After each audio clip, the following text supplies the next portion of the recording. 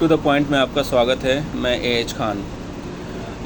आज एक बहुत ही गंभीर विषय के बारे में आपसे डिस्कस करना चाहता हूं। जैसा कि आप लोगों को मालूम ही है कि लखनऊ में जो इनक्रोचमेंट हुआ था और 70-80 साल पुरानी जो कॉलोनी थी उसको मिटा दिया गया। इसके अलावा उत्तराखंड में भी कुछ ऐसे मामले थे जो 100 साल या 150 साल पुरानी बस्ती थी, उस पे भी बुलडोज़र चला और उसको भी उजाड़ दिया गया। इसके अलावा देश के बहुत सारे कोनों से ऐसी खबरें आती रहती हैं कि ये इतनी साल पुरानी ज़मीन थी, इतनी साल पुरानी बस्ती थी और उस पे बुलडोज़र चला दिया गया। तो मैं ये कहना चाहता हूँ कि भाइयों और बहनों, घर बहुत मुश्किल से बनता है और घर बनाने के लिए सदियाँ लग जाती हैं, लेकिन किसी को तोड़ने के लिए 1 घंटे भी नहीं लगते हैं। ये एक बहुत ही जज्बाती मामला होता है। जब आदमी घर बनाता है तो उसके साथ जज्बात भी होते हैं, उसके साथ बहुत सारी ऐसी चीज़ें जुड़ जाती हैं जो उस घर को भावनात्मक रूप से उसको लगाव लगाती हैं।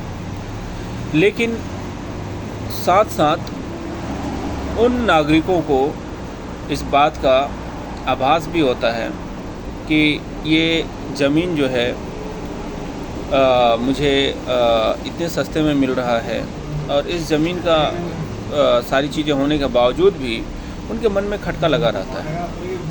तो जो सरकारी ऑफिसर होते हैं वो पैसे खाते हैं, जो और पुलिस ऑफिसर होते हैं वो पैसे खाते हैं, और दिन पे दिन पैसे खा के वो कॉलोनी धीरे धीरे एक पड़ोड़ कॉलोनी के रूप में विकसित हो जाता है। फिर वो कॉलोनी और आगे जाके विकसित होकर एक बहुत बड़ा मोहल्ला बन जाता है।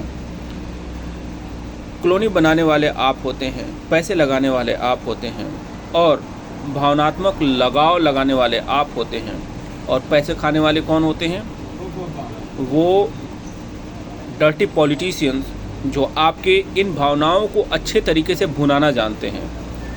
वो पुलिस ऑफिसर जो जानते हैं कि ये ज़मीन इलीगल होते हुए भी, ठीक है, इसे थोड़ी देर के लिए छूट दे देते हैं, आपका शोषण करते हैं, आपका आर्थिक रूप से दोहन करते हैं, और आप इसे एक टेक फॉर ग्रांटेड के तौर पे ले लेते हैं। जब आप जान रहे हैं कि ये सारी चीज़ें हैं, तो उन सारे लोगों का, उतने लोगों का, ठीक है, आपके जरिए जो पेट में पैसे गए, ठीक है, और जो कल्प्रिट जो होने थे, जिनको सज़ाएं मिलनी थी, उनको सज़ा ना मिलके आपको सज़ा मिलती है। उतने पैसे गए, भावनात्मक रूप से जो जुड़ाव था वो गया, उतने लोगों का आपने सारी चीज़ें सुनी, उसके बाद उस कॉलोनी को तोड़ दिया गया।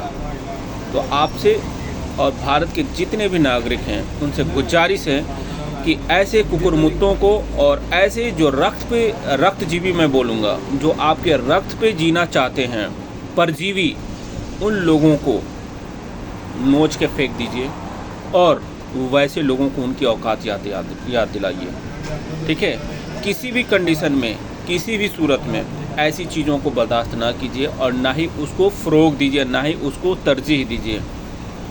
जो चीज़ें जैसी हैं, सरकारी हैं, तो उसको सरकारी के तौर पे लीजिए, और अगर वो अतिक्रमित ज़मीन है या गैर कानूनी ज़मीन है तो उसको बिल्कुल ना लीजिए। और ऐसे रक्तजीवी और श्रमजीवी लोगों के पसीने से जो कमाने वाली जो कीड़े मकोड़े जो है ना, उनको ना पालिए।